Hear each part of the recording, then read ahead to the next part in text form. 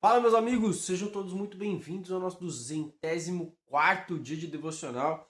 E hoje eu quero ler com vocês o texto de 2 Coríntios, capítulo de número 4, no versículo 7 até o versículo de número 11, que diz assim: Temos, porém, esse tesouro em vasos de barro, para mostrar que o poder que a tudo excede provém de Deus e não de nós.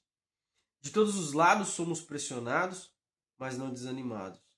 Ficamos perplexos, mas não desesperados. Somos perseguidos, mas não abandonados. Abatidos, mas não destruídos.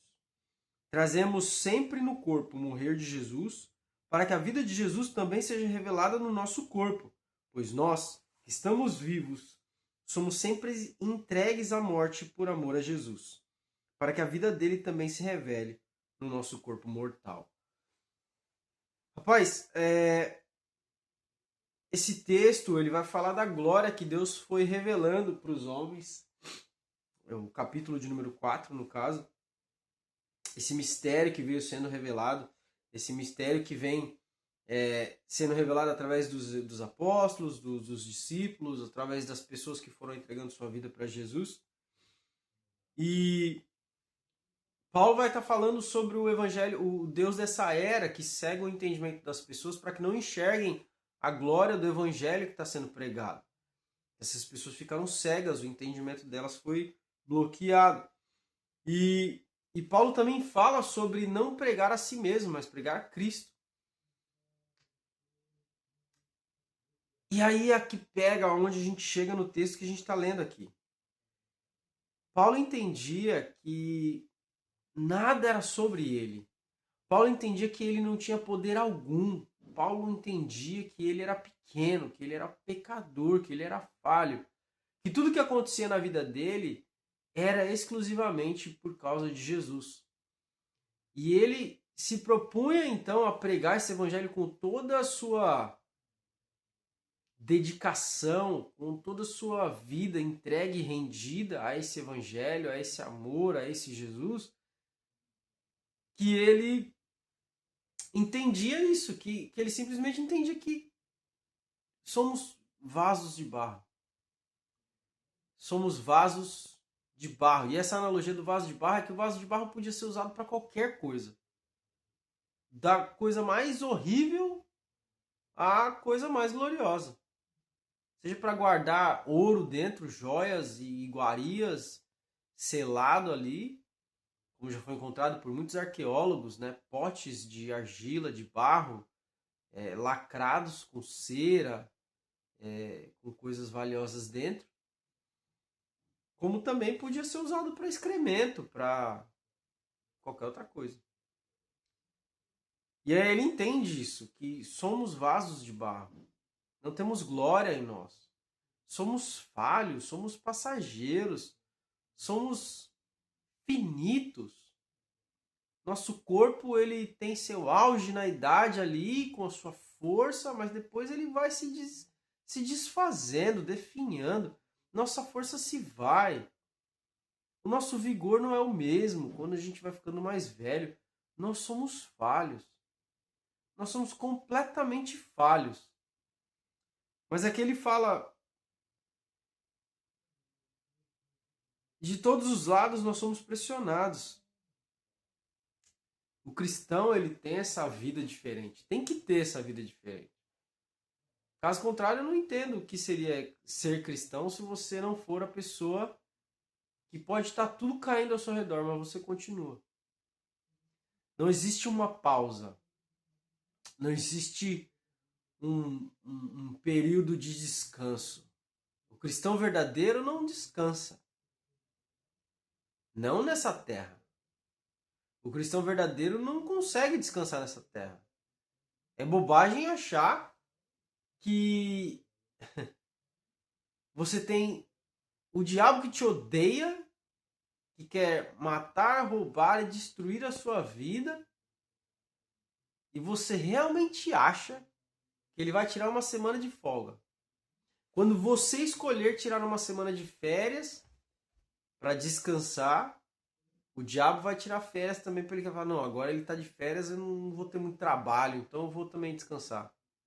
Você realmente acha isso? Pois é. O cristão, para mim, e é uma coisa difícil de admitir, mas para mim nós vamos ser pressionados até o fim das nossas vidas. Mas não desanimados. Então, cristão desanimado tá errado. Para mim também não serve. O cristão tem que estar sempre com fé, sempre crendo, sempre tem que estar ali. Olha, tá difícil as coisas. Realista, sim, em olhar a realidade, entender o ambiente, mas com a fé no futuro de que Deus vai fazer. Então a gente precisa entender isso. Sem fé, a palavra diz, é impossível agradar a Deus. E a minha fé, ela precisa confrontar a minha razão. Se eu não tiver convicto da minha fé e do que eu estou fazendo pela fé, a minha razão precisa estar em xeque com relação a isso. Isso é esquisito. Fé é o passo no vazio. Fé, não no vazio no sentido que não existe nada, mas a fé é se mover em direção a algo que não existe ainda na realidade. Existe só no seu coração. Existe só no seu crer. Então, se a sua razão não é confrontada pela sua fé, tem alguma coisa muito errada, porque a razão, o racional vai dizer, isso é ilógico, isso não funciona, isso vai dar errado. Mas a fé fala, vai dar certo, continua. Ficamos perplexos, mas não desesperados. O cristão ele se espanta, mas ele não fica em desespero. O cristão ele fala, uau, aquilo foi perigoso. Mas ele não fica com medo daquilo. Porque ele sabe quem o guarda. Ele sabe onde ele está seguro. Que é em Deus. Que é no Senhor. Somos perseguidos, mas não abandonados. Abatidos, mas não destruídos. Mais uma vez, a gente não se desespera. A gente não fica abandonado. A gente jamais foi abandonado e jamais seremos abandonados. Nós podemos até se abater. Eu tô meio abatido hoje, tô meio gripado, o olho tá com terçol, tô meio bichado. Mas destruído? Ah, isso aqui é 2 diazinhos de ibuprofeno e eu daqui 2 dias eu tô 0 bala. Pronto para mais. Trazemos sempre no corpo o morrer de Jesus, para que a vida de Jesus também seja revelada no nosso corpo. Pelas suas pisaduras fomos sarados. Esse texto eu posso olhar claramente a Isaías 53 e entender que através da vida de Cristo, através da morte de Cristo que eu demonstro no meu corpo, eu também vou experimentar a vida de Cristo nesse corpo. Esse corpo vai experimentar saúde, esse corpo vai experimentar algo sobrenatural, esse corpo vai envelhecer diferente, esse corpo vai manter o vigor, assim como Moisés, com 127 anos, subindo o Monte Nebo para se despedir de Deus e se despedir do povo. A palavra de Deus diz lá no capítulo 30 de Deuteronômio que ele subiu o monte sozinho, encontra com Deus, Deus mostra para ele a terra prometida, e a palavra vai dizer que os homens depois vão procurar Moisés, que ali ele morre, né? Se a gente seguir a tradição, ele não morreu, mas então eles vão procurar o corpo de Moisés, eles não encontram, mas o que a Bíblia diz no último capítulo do livro de Deuteronômio é que Moisés não perdeu o vigor e a sua visão não escureceu.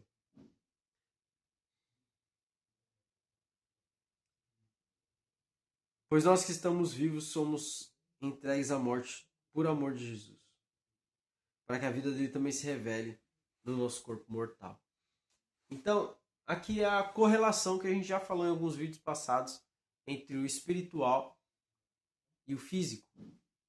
Ou seja, quanto mais amamos Jesus, quanto mais nos dedicamos a Jesus, quanto mais nós nos entregamos a Jesus, essa morte para o mundo é transferida e traduzida em vida através do Espírito Santo, porque a palavra diz que o Espírito Santo que ressuscitou Jesus dentre os mortos, habita em você, vai trazer vida a esse corpo mortal.